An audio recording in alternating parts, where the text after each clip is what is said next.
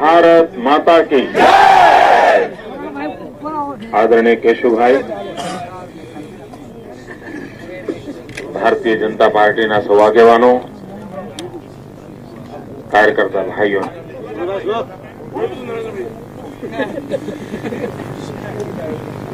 અનેક કાર્યકરોને ગયા 40 દિવસથી જે ખેલ ચાલી રહ્યો છે હું જોઈ રહ્યો છું. નિર્દોષ લોકો મરાઈ રહ્યા હતા.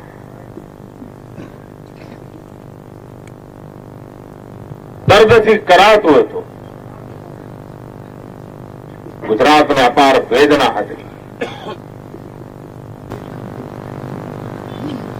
અને હું માનું છું કે આ લડાઈને આપણે સ્વીકારવી જોઈએ. આ ચેલેન્જને આપણે ઉપાડી લેવી જોઈએ.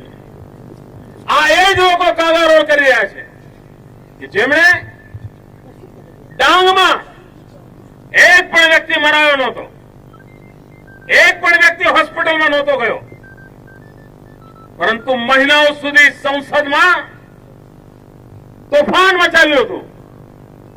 સંસદ ચાલવા નહોતી દીધી. છાપા ટીવી રાત રાત ડાંગ ડાંગ કહીને હાય તોબા મચાવતા હતા.